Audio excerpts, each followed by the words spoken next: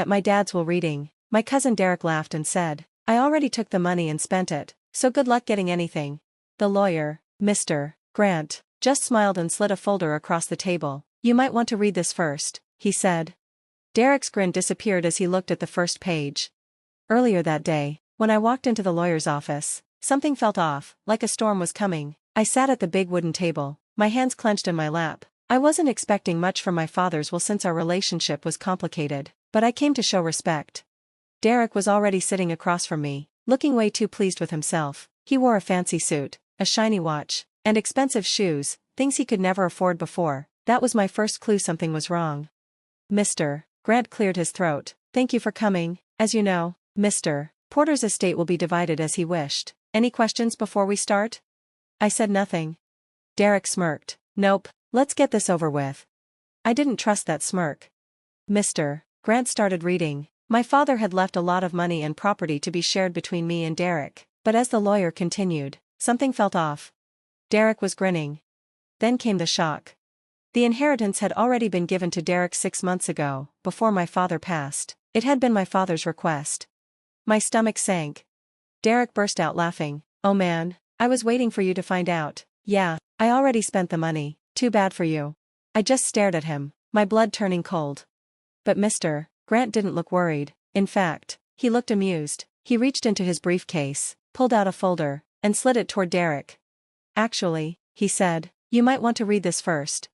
Derek's smile disappeared. He opened the folder and started reading. His face turned pale. What is this? He stammered. Mr. Grant adjusted his glasses. That, Derek, is what we call a trap. I didn't know exactly what was happening, but I loved watching Derek's smug grin disappear. He flipped through the pages, his hands starting to shake. This can't be real, he stammered. Oh, it's very real, Mr. Grant said, leaning back in his chair. Your father was no fool. He knew you might try to take his money early, so he did something very smart. I leaned forward. What do you mean?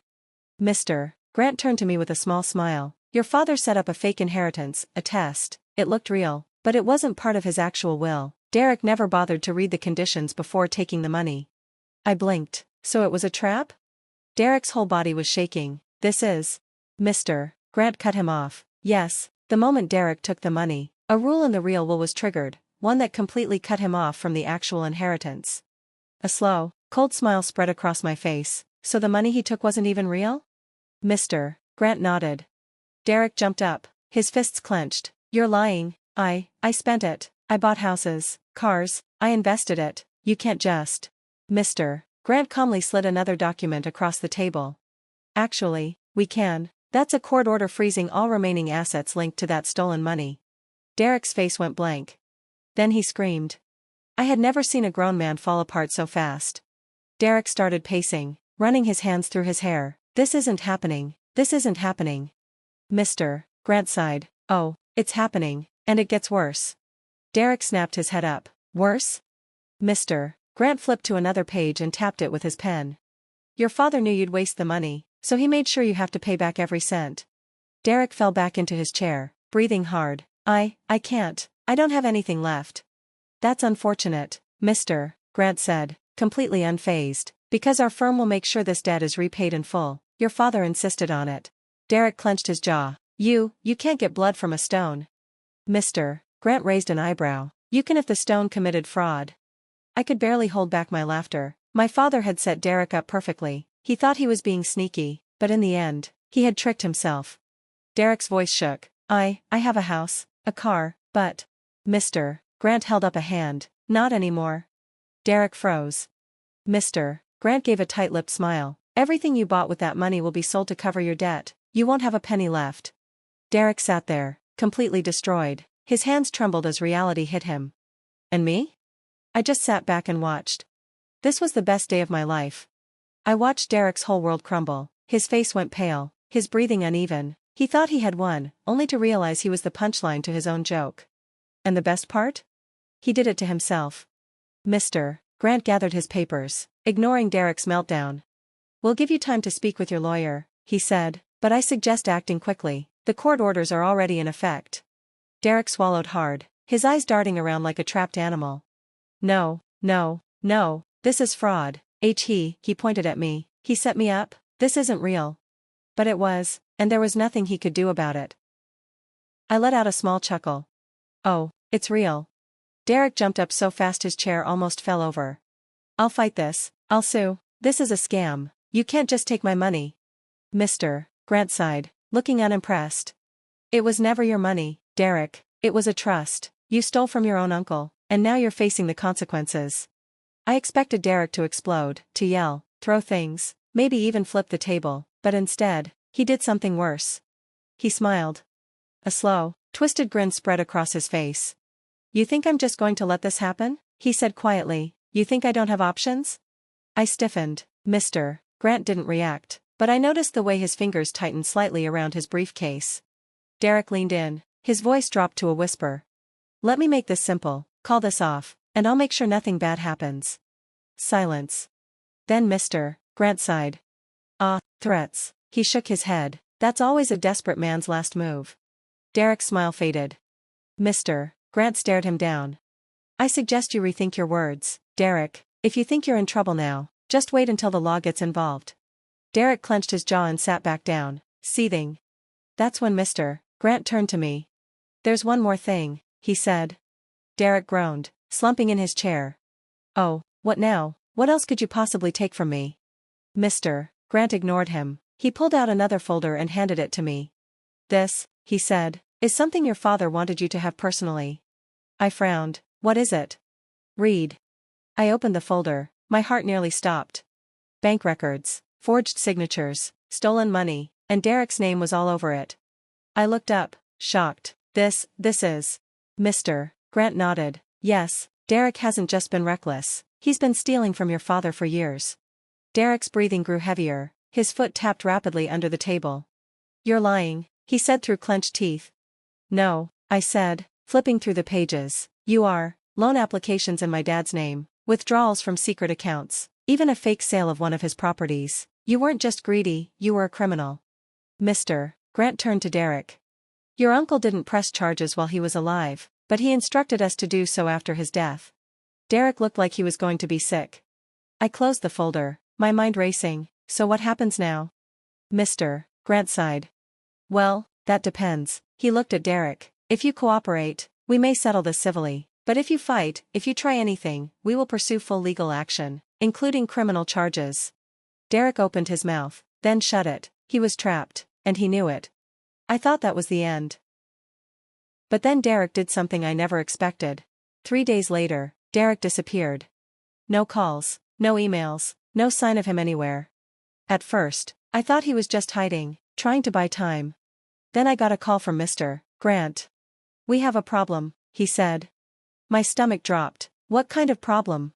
The kind that involves fake passports and an attempt to flee the country.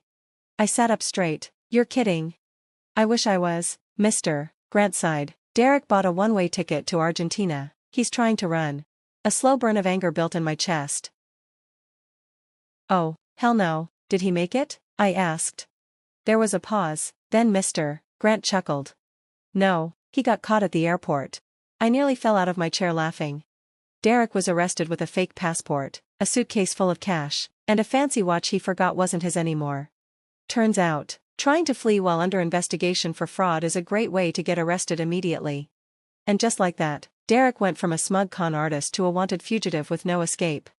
The court took everything, his house, his cars, his accounts, even his personal stuff was sold to cover his debts. And me? I got exactly what my father wanted me to have, everything. Derek didn't give up easily. He fought the case for months, but there was too much proof, too many documents, too many lies. In the end, justice did its job. Derek was convicted of fraud, theft, and attempted identity fraud. His sentence? 15 years. I visited him once, just once. He looked different, thinner, paler. The arrogance was gone. He looked broken. You happy? He spat through the glass. I thought for a moment, then I smiled. Yes. And I walked away. I thought it was over. I had won. I had my father's estate, his money, his business. Derek was locked up, with nothing left. I was finally free of him. Or so I thought. 6 months after Derek's sentencing, I got a letter. Not an email, an actual handwritten letter. It was from Derek. I almost threw it away, but curiosity got the best of me. It was short, and it sent chills down my spine. You think this is over? I have friends. You took everything from me, now I'm taking something from you. No signature, just that one sentence. I read it twice, my heartbeat sped up. It wasn't just anger, it was a threat. That night, I locked all my doors. At first, nothing happened, weeks passed, then months. I started to think maybe he was bluffing. Until the break-in. It happened at 3 a.m., my security alarm blared, waking me up in shock. Someone was trying to break in. By the time the police arrived, the intruder was gone. But they left something behind. A single playing card. A joker. Taped to my front door. I went straight to Mr. Grant. This isn't possible, I said, pacing his office. He's in prison. Mr. Grant nodded, looking uneasy. He is, but that doesn't mean he's powerless. Derek had connections. Small-time criminals, shady business partners, people who owed him favors.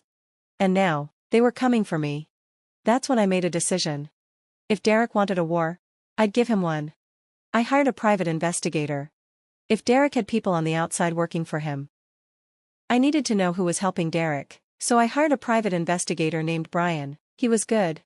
2 weeks later, he came back with names. Derek had 3 main people still doing his dirty work. Victor Cole, a former accountant who helped him hide stolen money. Ray Bones Martinez, a violent enforcer, the kind of guy you don't want showing up at your door. Gloria Price, Derek's ex-girlfriend, smart, dangerous, and the real mastermind behind his latest schemes. Brian leaned back in his chair. These people don't scare easily, they won't back down. I clenched my fists. Neither do I. I needed to do what my father did to Derek, set a trap. I made it look like I was transferring all the estate's money into a single, easy-to-access account. It was a lie, of course, but I made sure the right people heard about it. It worked. 3 days later, Gloria Price showed up at my bank, trying to withdraw money with fake documents. What she didn't know, the account was flagged. The bank manager was already working with the police. The second she handed over the fake paperwork, alarms went off, she was arrested on the spot. Then everything fell apart for them. Gloria panicked and gave up the rest of Derek's crew to save herself. Victor Cole was arrested for fraud and tax evasion. Ray Bones Martinez was caught with illegal weapons and outstanding warrants. And the best part? Derek was behind it all, running things from prison with a smuggled phone. When the police searched his cell, they found written plans to steal from my accounts, break into my house, and even target my family. That was it. Derek's 15-year sentence turned into 35 years, no chance of parole. I didn't visit him this time. But I sent him a letter. It was short and simple. Checkmate. I never heard from him again. But I know that somewhere in his prison cell, Derek read that letter and realized he had lost, completely. His scam had fallen apart, his friends either betrayed him or got arrested, his sentence was doubled, meaning he'd spend the rest of his best years behind bars. I should have felt relieved, but I wasn't done yet. Even after everything, Derek still tried to fight back. He hired a shady, high-priced lawyer, the kind that defends criminals. Derek was desperate, he had nothing left to lose. His lawyer sent me a letter demanding a settlement. A settlement? The man who stole from my father, burned through my inheritance, and tried to destroy me was now begging for money? I laughed so hard I almost fell out of my chair. Then I got to work. I got myself a top lawyer, the best money could buy, but I didn't just defend myself, I fought back. I countersued Derek. For damages, for stress, for every single cent he tried to take from me. The case moved quickly. The judge took one look at Derek's history and immediately threw out his case. My countersuit? Approved. The court ruled that everything Derek had left, his personal stuff, his tiny prison paycheck, even any future money he might inherit, belonged to me. Every dollar he would ever make? Mine. Even in prison, he would be working for me. I sent him one last letter. It was short. Now you work for me. Enjoy the next 35 years. No threats, no insults, just the truth. Derek never wrote back. But I can picture him, sitting in that tiny prison cell, reading my words over and over, realizing he lost everything. Derek always thought money was power. He thought he could lie, cheat, and steal his way through life. But in the end, the law caught up, karma caught up. And I made sure he paid for every bit of his greed. For the first time in my life, I was truly free. And Derek? He was exactly where he deserved to be.